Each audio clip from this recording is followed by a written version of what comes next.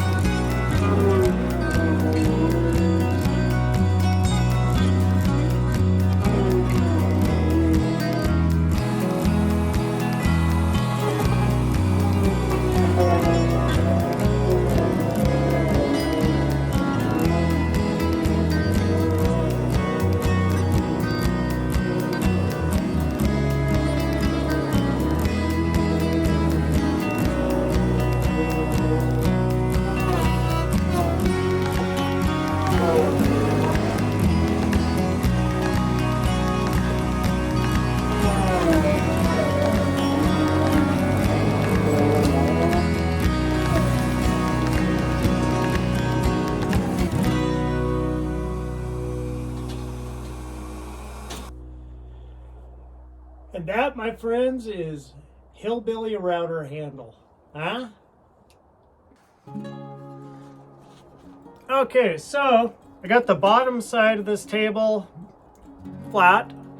I kind of stopped out here towards the edges on that flip side, and didn't want to lose too much material, and it doesn't hurt anything to have that be a little bit tapered up underneath. Nobody's going to see that anyway. And so this will be the top side of the table. This grain is just going to be gorgeous. So since the board is cupped this way now, really what I'm going to do is take this router sled, come out here, and I'll just be taking off the wings, for lack of a better term. So we're kind of cupped like this. So I got high side here, high side here. We'll probably take off 1/4 inch or so in total, I'm guessing, by the time I get this flat, and we'll still have plenty of thickness for this table. So away we go.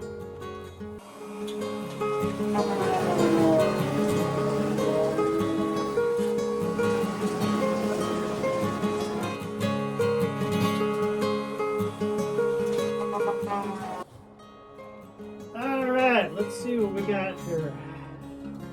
Then clear a little bit of sawdust.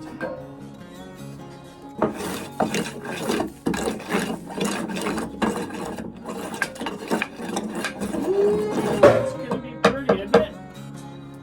So I got most of the cup out of this, and gotta kind of check and see how she's looking. Like combination of rakes, straight edge. Sharp, flat. A little bit cupped down here still. But you know what? I can actually get in there with a belt sander on this, the last of this, and feather that stuff out of there, and possibly stop taking so much material off of this. Like I said, I always like to save as much as I can, and that small amount of cup down there I can probably feather out with a belt sander and be just fine. So ready to go back up to the shop. So now we'll get to start on this big bad boy. So I ran this through my router sled and got it almost all the way flat. I'm a little tentative, so I kind of stopped when I figured I was close. The rest of this will come in here with a belt sander, just a hand belt sander, and smooth it off. And then the part that kind of becomes more art than science is, I'll walk you over here. What the heck do you do with this to make it look like a dining table, right? So what I do is I square off one end, and that gives me something to measure off of, even though live edge wood is not square and true, and I'm not trying to make it that way, but at least visually it's nice to have the two opposite ends at least be parallel, right? So I marked across here, and so what I do on this one, the thing that kind of makes it tricky is I can get this end squared off, and then I've got this kind of irregular shape going on here, and I got this point coming off here. So I hate for Dennis when he gets up from the table and goes to walk left, hammer into this point, right? So, so the fix to that is I'll set up my track saw on here, and I'll come all the way across here, take off Point Wilson out here, and then I've got this stuff down here I need to get rid of. So what I'll do is I'll come in and square this off to right here. So at least it's the same length. This will be a little bit of an angle. The other table that I did similar to this, I was talking to to Doug, the guy I did it for, and he said he actually makes this another place setting. So creative, right? So anyhow, that's the plan. So I'm going to hook up the track saw on this bad boy. This track saw is a wonderful tool. It gives me nice, perfectly straight edges.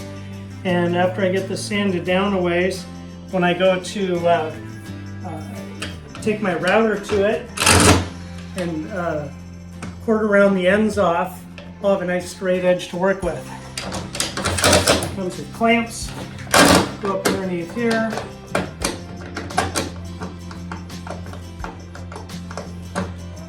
Tighten that down.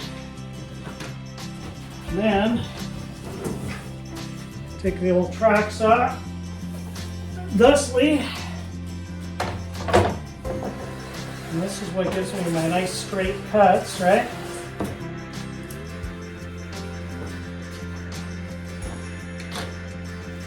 And if I wear my dust mask, then I won't cough all night.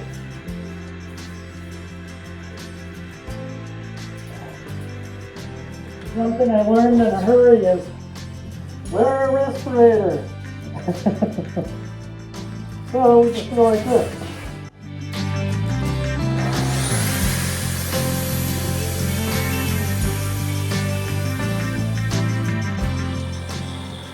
That's pretty stuff, isn't it? Look at that grain. That's why I get all excited about these end grains on here.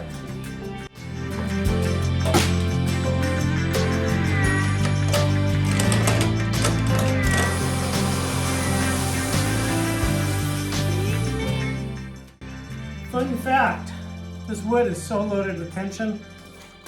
When you go to cut this stuff, you could hear my saw start loading up. When I got it out in here, it started burning.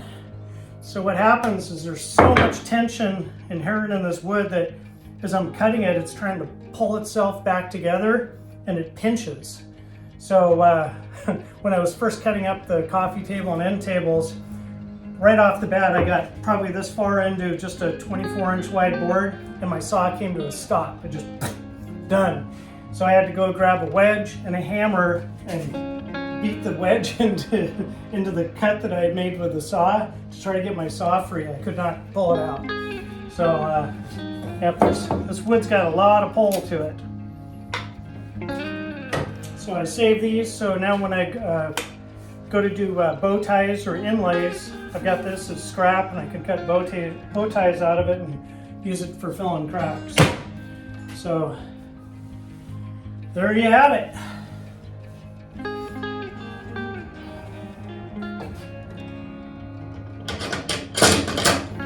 So now I get the belt sander out. Time to get this thing smoothed out.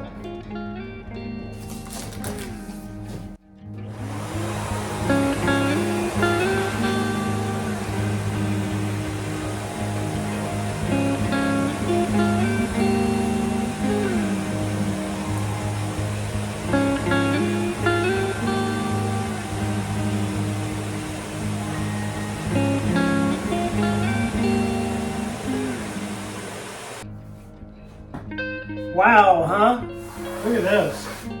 So, I got most of the big heavy stuff out of this. Now I just kind of need to run an edge across it here and see how straight it is.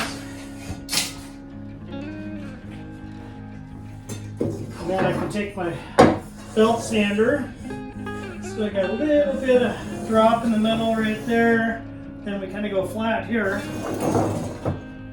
Flat, flat. I'm happy. So all I need to do is come in here, take a little off here, a little bit off here, and it'll be nice and level, and plates won't rattle around on it, and your drink won't spill. All will be right with the universe. But check out this grain. I'll bring you over here. How about a flyover? Check that out. That is crazy cool, isn't it? So again, that's black walnut, pretty as it wants to be. So now I need to flip it over, flatten the other side, and with the belt sander, and then I come back in and start doing my hand sanding with my Festool rotary sander first, and then go to the little random orbital guy after that. And I won't even have to do any epoxy work to this. I mean, this is just a gorgeous piece of wood. This is probably the prettiest piece of wood I've worked on ever. So cool, huh? Okay, so I went at this with the belt sander on the back side. And so what I'm looking for is any kind of light underneath there that would show me any place where I'm not level. I do add a little bit where I'm low on these edges, but that's no big deal. So come out here, look at that. Thing near perfection. Got a couple places that are a little bit low, like right along here. I knew that was going to be the case, which won't matter because the legs mount on here. And so it'll sit nice and level and straight. So I got both sides level, flat, belt sander this with 40 grit. So now I can flip it back over again and start going after it with the rotary sanders and then the palm sander. So, woohoo!